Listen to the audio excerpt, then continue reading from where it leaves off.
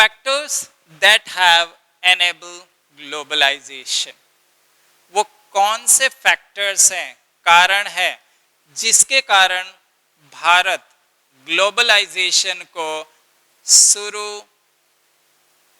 किया या मना नहीं कर पाया कि भाई अब हम ग्लोबलाइजेशन को रोक नहीं सकते, अब तो ग्लोबलाइजेशन लाना ही पड़ेगा, इस पॉलिसी को एडॉप्ट करना ही पड़ेगा। ऐसे कौन से कारण थे जिसने भारत और भारत की सरकार को विवश कर दिया, लाचार कर दिया? So let's see. So here you can see the technology, the containers, the customer care, communication. Here you can say the transportation, here various ITs. ये कुछ चीजें हैं जो देखने में बड़ी छोटी छोटी, पर इनके बिना आज के समय में किसी भी देश का डेवलपमेंट बहुत बहुत स्लो हो जाता है, या इनके होने से super fast, fast and furious की तरह तेजी से बिजनेस दौड़ने लगता है। आपको मैंने चैप्टर 7 ज्योग्राफी में समझाया था कि शेरशाह सूरी जिसने सिर्फ 5 इयर्स ही रूल किए थे हुमायूं को हरा के 1550 से लेके 1555, तब उसने रियलाइज किया कि अगर हमारे पास अच्छा मीन्स ऑफ ट्रांसपोर्ट और रोड है तो हमारा डेवलपमेंट काफ़ी तेजी से हो सकता है, और इसीलिए उसने पक्की सड़कों का निर्माण करवाया, और उसी के नाम पे हमारा शेरशाह सूरी या ग्रैंड ट्रंक रोड या नेशनल हाईवे 1 जो हम कहते हैं। तो ऑल क्रेडिट, ऐसी ही चीजें यहाँ ग्लोबलाइजेशन के कारण आई। So first factor that we have that has enabled globalization is information, communication and technology. In short, ICT. So how ICT is responsible for globalization? Why we entered into the world of globalization? So when we talk about ICT, we talk about communication. So telecommunication facilities like telegraph, mobile, fax, our latest gadgets, right? They all are the part of this, and because of this, our communication has become faster on the tip of our finger, or just your order. Like in the smartphone we have call Ram Prasad, and the call goes to Ram Prasad.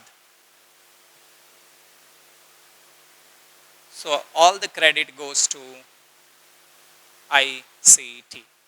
Internet facilities like email, video conferencing.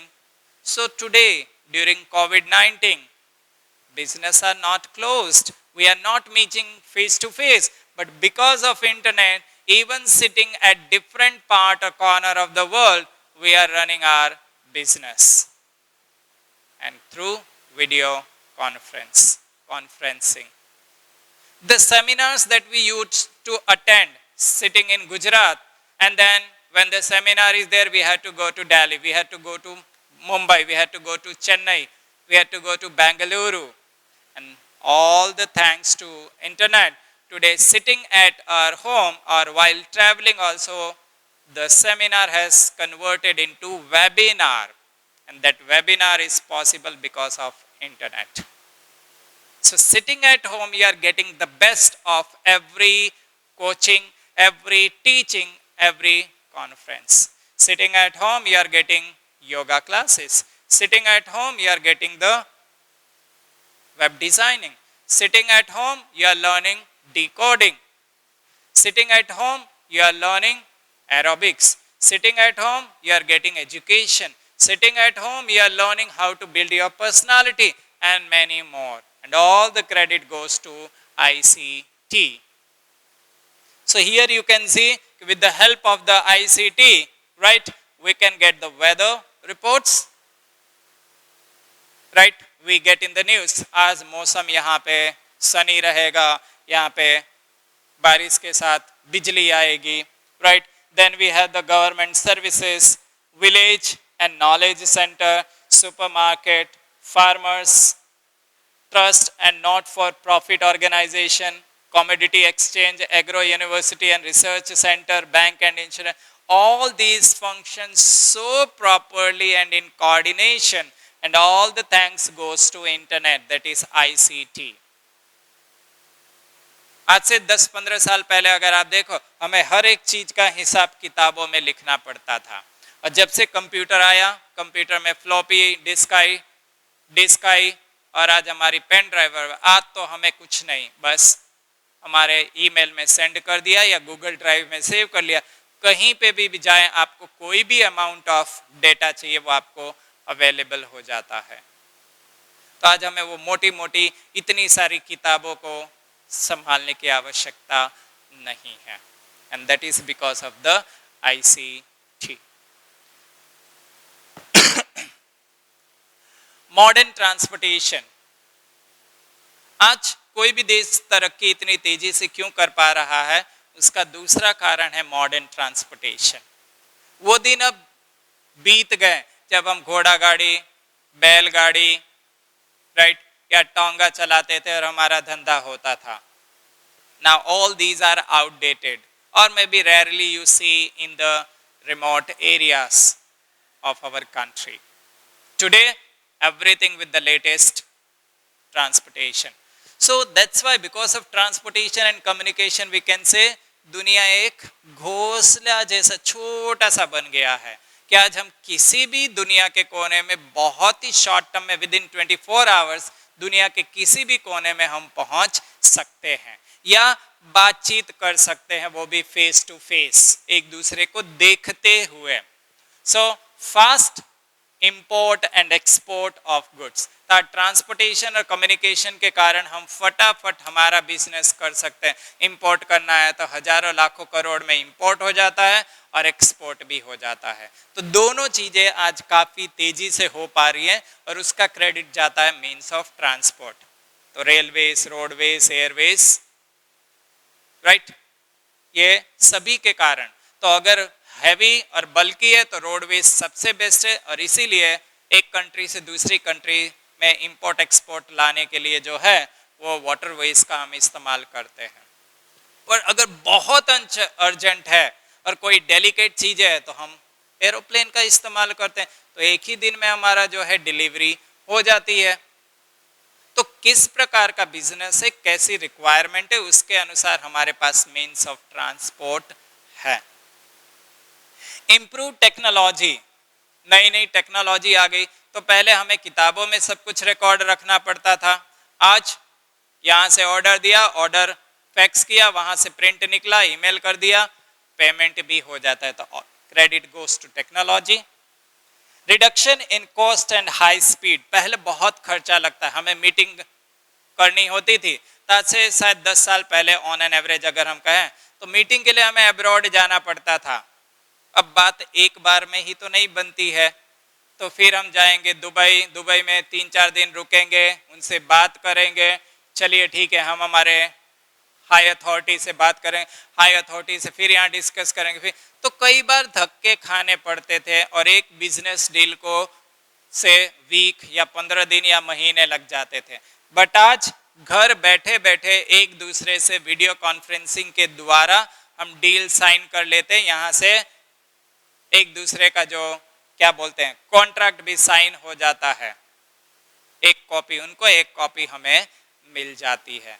तो ये सब transportation और communication के कारण possible हो पाया है, जो आप यहाँ देख सकते हैं, जिससे दुनिया एक छोटा सा गांव बन गई है।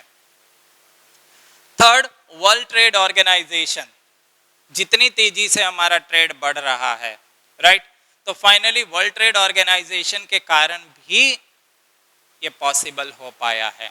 क्यों?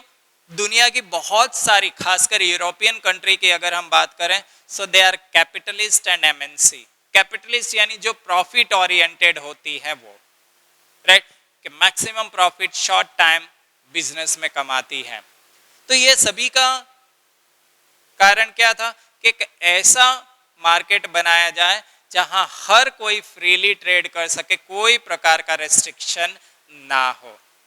तो फाइनली WTO की रचना की गई और जो भी उसके मेंबर थे उन सभी के मार्केट में अनलिमिटेड ट्रेड हम कर सकते हैं। Second, IMF and WTO, international monetary fund and world trade organisation, इन लोगों ने फ्री ट्रेड को प्रमोट करना शुरू किया। जब प्रमोट करना शुरू किया तो हर कोई कंट्री चाहता है कि मैं अपने यहाँ का बेस्ट चीज ज़्यादा से ज़्यादा एक्सपोर्ट करूं। तो many of the countries they joined the WTO, and as per my knowledge right now there are 164 countries who are the member of WTO।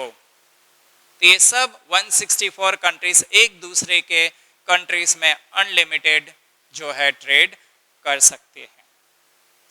Due to this develop economy, standard of living high, choice, so WTO के कारण जब हम limited unlimited trade कर सकते हैं तो consumers को choice मिलती है, उनका स्टैंडर्ड ऑफ लिविंग हाई हो जाता है और सभी देश का जो है इकोनॉमिक डेवलपमेंट होता है। नेक्स्ट फैक्टर जिसने ग्लोबलाइजेशन को इंडिया में लाया वो था liberalisation. Liberalisation means what? Removing barriers और restriction set up by the government. जैसे सिंपल शब्दों में समझे तो सरकार किसी भी गुड्स के ऊपर या सर्विस के ऊपर टैक्स लगाती है। अब अगर वो चीज हमें ज्यादा चाहिए तो हम सर्विस या टैक्स को कम कर देंगे तो वो दूसरे देश से हमारे देश में ज्यादा आएगी। क्यों? टैक्स हमने कम कर दिया या जीरो कर दिया। पर वही चीज के ऊपर अगर हमें कंट्रोल करना है कि भाई हमें मिनिमम क्वांटिटी में ही चाहिए तो टैक्स हम हाई कर देते हैं, यानी वो कंट्री के लिए हमारे देश में एक्सपोर्ट करना डिफिकल्ट हो जाएगा। तो that is known as liberalisation. तो अगर हमें प्रोडक्ट ज्यादा मात्रा में चाहिए तो हम रेट कम कर देते हैं, यानी GST कहो या एक्साइज ड्यूटी कहो उसे लो कर देंगे तो क्वांटिटी ज्यादा आएगी। पर हमें उसके ऊपर रोक लगानी है कि बाहर की चीजें कम आए, इंपोर्ट कम करना है तो इसको हम हाई कर देंगे, यानी excise duty high, GST high, तो इंपोर्ट लेस हो जाएगा। So that is known as liberalisation. So here we can say कि जब इंडिया ने 1991 में ग्लोबलाइजेशन, लिबरलाइजेशन और प्राइवेटाइजेशन, जिसे हम शॉर्ट में कहेंगे LPG, यहाँ LPG का मतलब है लिक्विफाइड पेट्रोलियम गैस नहीं, L stand for liberalization, P stand for privatization and G stand for globalization। तीनों को एक साथ उन्होंने भारत में अपनाया। तो देखिए भारत के एट अ टाइम कितने कंट्रीज के साथ ट्रेड रिलेशन जुड़ गए, कितनी सारी MNC कंपनीज जो है वो भारत के साथ ट्रेड करने के लिए दौड़ी आई राजी खुशी। क्यों? India the world second largest populated country and provides one of the hugest market for any product. You see the clothes, electronic gadgets, our youngsters are crazy. That's why European countries specially deal in these, and maximum numbers of clothes, gadgets and everything, those companies they set up their market in India. More export and import. So because of liberalization, if the policies are favorable for both the countries, import and export is always high. Second, foreign companies set up factories. So if due to liberalization, many companies they came and set up their business in India, either setting their own business separately or by doing collaboration with the Indian company. Lead to foreign investment and foreign trade. So due to liberalization, our country, many of our Indian companies, they got foreign investment and foreign technology.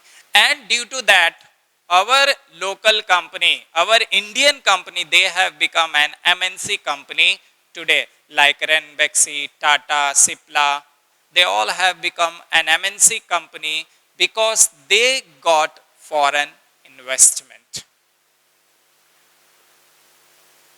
Moving with the next factor, global banking. So because of globalization, right, global banking के आज आपको दुनिया के किसी भी कोने से पैसा मिल सकता है और ये पॉसिबल हुआ ग्लोबलाइजेशन के कारण। तो अगर आपको आपके देश से नहीं तो दूसरे देश से या दूसरे देश में करना है तो वहां के बैंक से हम कर लेंगे। If your proposal, your plan is excellent and the bank believes कि यस ये बिजनेस में पैसा लगाने से फायदा होगा और हमें रिटर्न मिलेगा, they give you the loan and that is because of global banking. So free capital flow यानी एक देश से दूसरे देश में कैपिटल बहुत ही आसानी से फ्लो हो जाता है, यानी अवेलेबल कराया जा सकता है।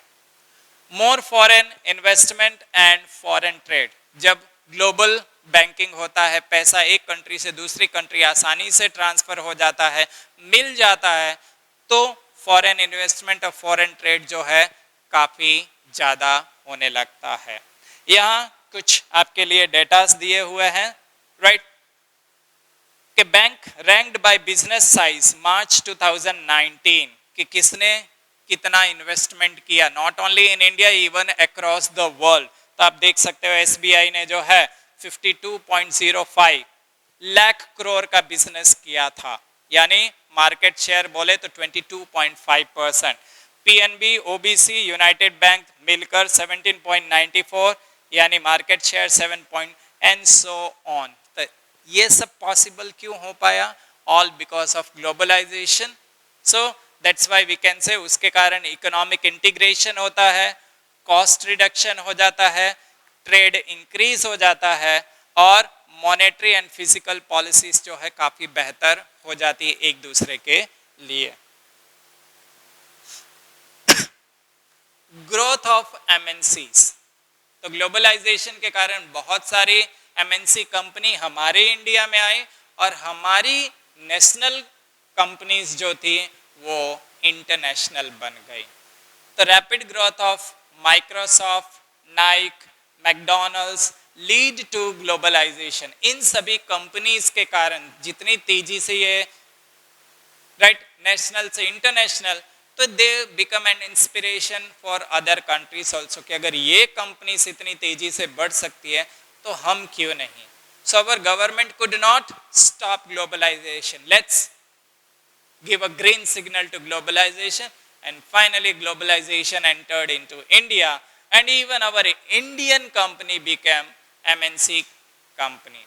तो शायद अगर हमारी सरकार ने 1991 में ग्लोबलाइजेशन नहीं अपनाया होता तो आज भी ये हमारी जो कंपनीज दिख रही हैं वो इंडिया में ही वेल नोन होती, बाहर नहीं होती।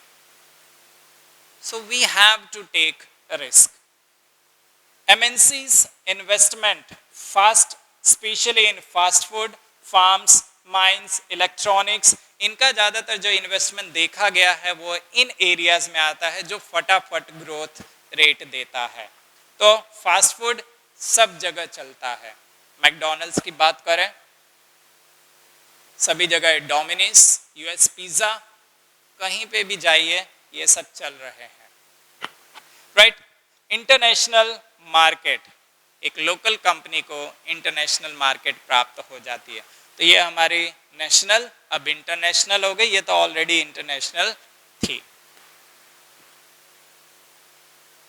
Now we move to the next topic that is World trade Organization. This is the logo, the symbol of World trade Organization. और WTO के कारण दुनिया जो काफ़ी क्लोजर आ चुकी है। अब इसके फीचर्स क्या है या ऑब्जेक्टिव्स क्या है वो हम देख लें। To set and enforce rules for international trade, सबसे पहला जो ऑब्जेक्टिव WTO का है, या हम कहें कि जब बना था तो था या रखा गया था, कि एक सिमिलर रूल्स एंड रेगुलेशन बनाया जाए ताकि जो भी इसके मेंबर्स हो वो आसानी से ट्रेड कर सके। Second, to provide a forum for negotiating and monitoring further trade liberalisation, right. यानी वैसा स्टेज सेटअप करना जहां हम एक दूसरे के साथ बैठकर आसानी से बातचीत कर सकें और लिबरलाइजेशन पॉलिसी के कारण एक दूसरे के देश में व्यापार कर सके। Third, to resolve trade dispute, कि अगर हम एक दूसरे के साथ रहेंगे तो WTO जो है वो दो देशों के बीच में अगर कोई बिजनेस डिस्प्यूट है तो आमने सामने एज अ थर्ड पार्टी बैठकर उनके बीच का डिस्प्यूट सॉल्व करवा देता है। Next, to increase the transparency of decision making process. तो WTO के अपने नॉर्म्स हैं और उस नॉर्म्स के अनुसार बिजनेस किया जाता है और हर एक चीज ब्लैक एंड वाइट है। तो सबको पता है कि as per WTO norms these are the guidelines, these are rules and regulation. It means everyone is clear about rules and regulation. तो फिर कहीं डिस्प्यूट, मिसअंडरस्टैंडिंग या कॉन्फ्लिक्ट के चांस कम रहते हैं। Next point, to cooperate with other major international economic institutions involved in global economic management, यानी ऐसी और संस्थाएं जो अंतरराष्ट्रीय लेवल की हैं और बिजनेस में डील करती है, उनके साथ मिलकर इसको और ज्यादा मजबूत बनाना।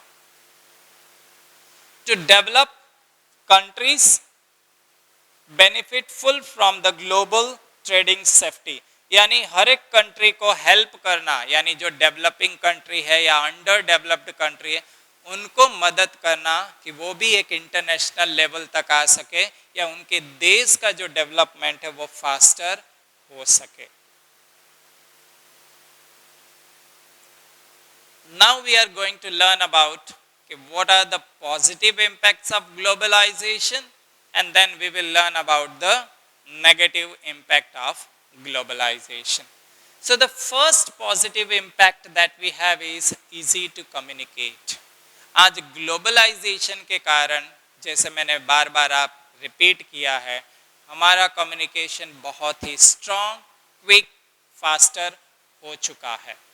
आज हम यहाँ बैठे बैठे Australia, America, Russia, London, Antarctica, Arctic किसी भी कोने पे कम्युनिकेट कर सकते हैं। Easy and quick transportation, because of globalisation आज दुनिया के किसी भी कोने पर हम विद इन 24 आवर्स रीच कर सकते हैं।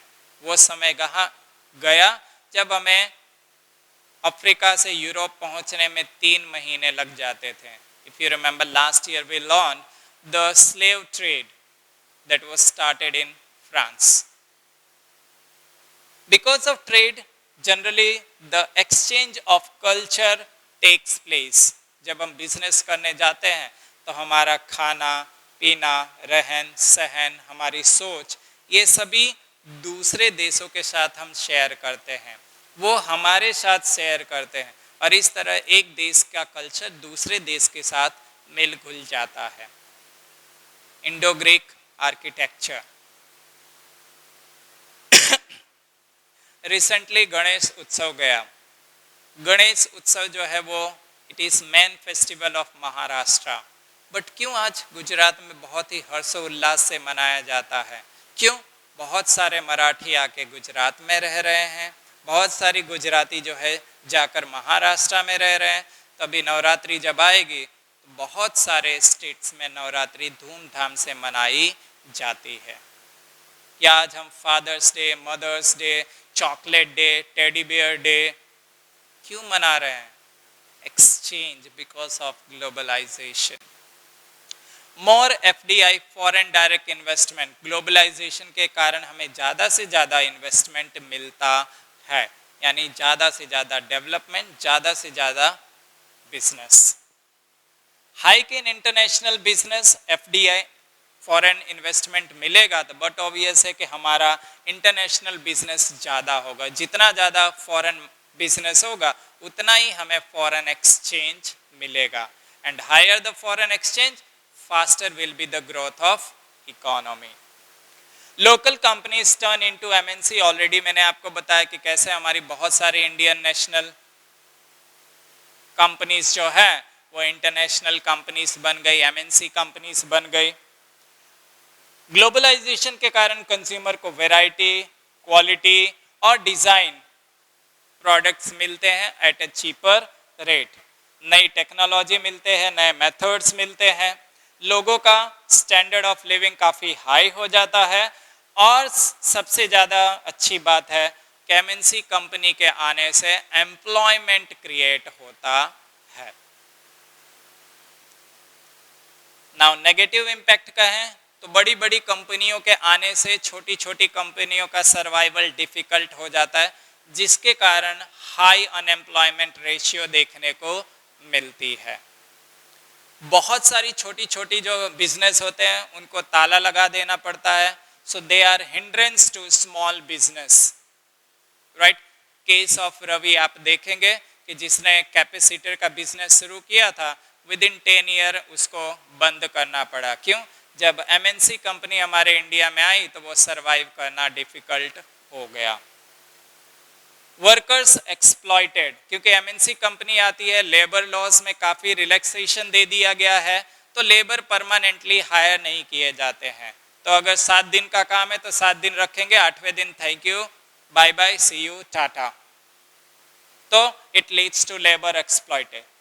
Mix culture leads to intolerance or racism and so because of mixed culture, when various, just taking example, no doubt India is one of the safest place to live in the world, but today there are people who are creating nonsense. Okay, because of the mixed culture and diversity, India is not the safe place to live. So according to them, it leads to racism or intolerance. I personally believe the best place to live in the world is India. Because of globalization, only big business flourish or develop, and therefore ultimately leads to a society based on rich and poor. So the difference between the two becomes wider, wider and wider. So एक वैसी society जहाँ hi fi class और एक ऐसी जहाँ कुछ भी नहीं. Finally, how we can make globalization more fair? Positive negative दोनों हमने देख लिया. अब हमें बीच का रास्ता निकालना है कि सबके लिए जो है विन विन सिचुएशन क्रिएट कर सके. So first, government must protect interest of both rich and poor. यानी सरकार को सिर्फ रिच लोगों को ध्यान नहीं देना है, साथ ही साथ छोटे छोटे बिजनेस वालों का भी ध्यान देना है कि उनको भी थोड़ा थोड़ा प्रॉफिट मिलता रहे, उनका भी बिजनेस चलता रहे. ये नहीं कि सिर्फ बड़े लोग ही प्रॉफिट अर्न करें. Second, implementation of labour law. यानी जो लेबर लॉ है उसे स्ट्रिक्टली फॉलो करवाना चाहिए. यानी एक बार आपने अगर लेबर को हायर किया तो उसे आप बीच में निकाल नहीं सकते, और अगर आप उसे निकालते हैं तो प्रॉपर वार्निंग देंगे कि आपको 3 महीने का मैं नोटिस दे रहा हूँ, 3 महीने में आप नौकरी ढूंढ लीजिए. तो that person gets sufficient time to search for a job. अचानक ऑन द स्पॉट फायर कर दिया तो कहाँ से जॉब मिलेगा? The family totally dependent on that particular person, so it becomes very difficult. So labour law should be strictly followed ताकि उनको अच्छी वर्किंग कंडीशन मिले. Right, limited working hours, job security हो, बाकी अलावेंसेस मिलने चाहिए. Then supporting SSI. Here SSI means small scale industry. छोटे छोटे बिजनेस को भी सरकार को पूरा पूरा सपोर्ट देना है, फिर वो फाइनेंशियली हो या गवर्नमेंट पॉलिसीज के द्वारा हो. जितने ज़्यादा स्मॉल बिजनेस डेवलप होंगे उतना ही ज़्यादा देश का डेवलपमेंट होगा. और आपकी नॉलेज के लिए, एग्रीकल्चर के बाद अगर कोई सबसे ज़्यादा कंट्रीब्यूट करता है इंडियन जीडीपी को, तो वो ये छोटे छोटे इंडस्ट्रीज होती है, ना कि बड़ी बड़ी. Use trade and investment barrier, अगर बात ना बने तो सरकार ट्रेड बैरियर्स और इन्वेस्टमेंट बैरियर दोनों का उपयोग कर सकती है कि आप हमारे देश में इतना ही इन्वेस्ट कर सकते हो या इतने का ही आप हमारे देश में बिजनेस कर सकते हो, इससे ज़्यादा नहीं। देन जरूरत पड़े तो WTO के रूल्स रेगुलेशन के साथ नेगोशिएट करें कि भाई आप डेवलप्ड कंट्री, आपके लिए इतना परसेंटेज पॉसिबल है, हम डेवलपिंग कंट्री है या अंडर डेवलप्ड कंट्री, हमारे लिए इतना टैक्स करना पॉसिबल नहीं है, तो हमारे को स्पेशल कंसिडरेशन देकर और भी रिलैक्सेशन दिया जाए। तो इस तरह नेगोशिएशन कर दिया, और फिर भी अगर ना माने तो डेवलपिंग नेशन या developing and under developed nation दोनों अलायंस करके WTO के ऊपर प्रेशर ला सकते हैं और WTO को प्रेशराइज करके अपनी बात मनवा सकते हैं। So I hope it was a nice journey to learn this chapter. See you, take care.